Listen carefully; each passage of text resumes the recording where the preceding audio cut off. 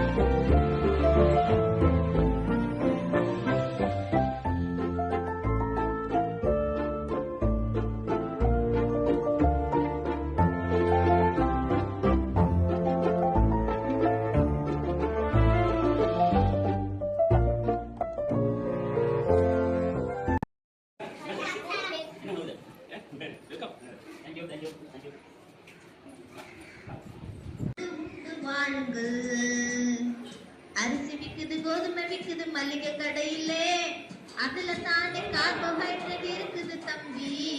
நெய் விக்குது, வெண்ணெய் விக்குது பால் கடையிலே, அதுல தானே கொழுப்பு சத்து இருக்குது தம்பி. உணவிலே உணவிலே ஊட்டச்சத்து சேர்த்து கொள்ளுங்கள்.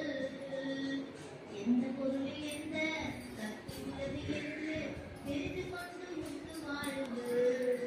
பருப்பு விக்குது, சோயா விக்குது மல்லிகை கடையிலே, அதுல தானே புரத சத்து இருக்குது தம்பி.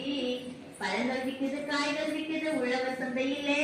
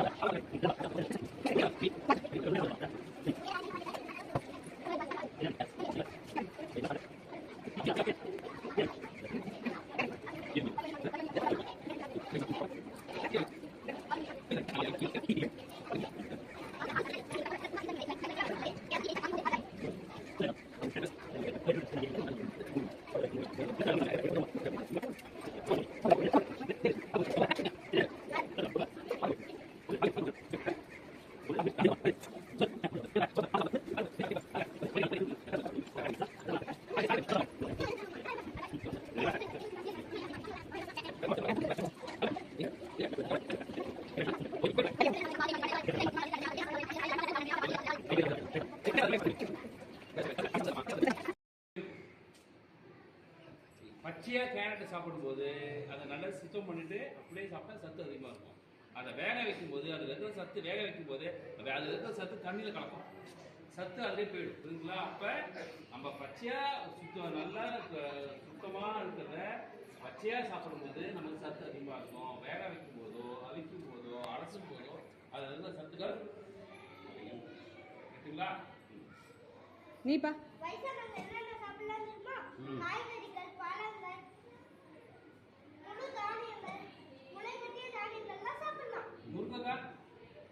சாப்பிடலாம். அதுல என்ன சத்து இருக்கு? என்ன இருக்கு?